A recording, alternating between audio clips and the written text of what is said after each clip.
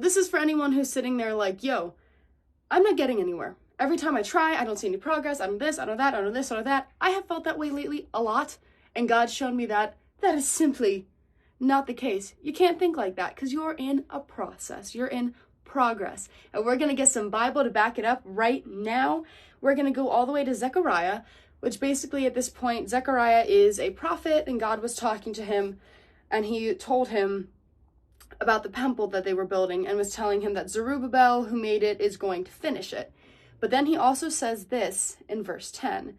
He says, "Do not despise these small beginnings, for the Lord rejoices to see the work begin, to see the plumb line in Zerubbabel's hand."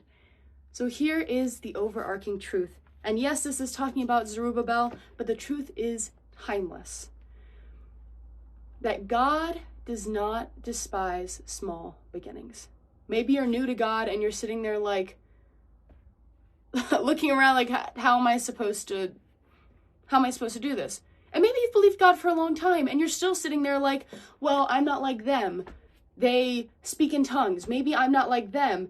They're a great teacher. That person sees visions, this person, that. And I still struggle with addiction. Maybe I still struggle with like yelling at people, being nasty. Like, what am I supposed to do about that? And you sit there and you beat yourself up because you're not where you want to be. But here's the overarching truth. Even though you're not where you want to be yet, don't despise your small beginning, because what you start today with God will end up affecting your future. The same way if you go to get a job, you don't sit there and go, well, I never looked at the company. I know nothing about them.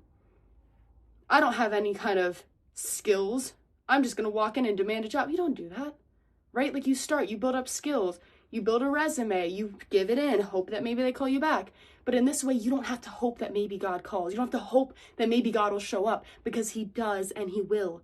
So just as he doesn't despise your small beginnings, don't despise your small beginnings, because what you start today will help you become who you want to be in God if you let him change your heart and mind.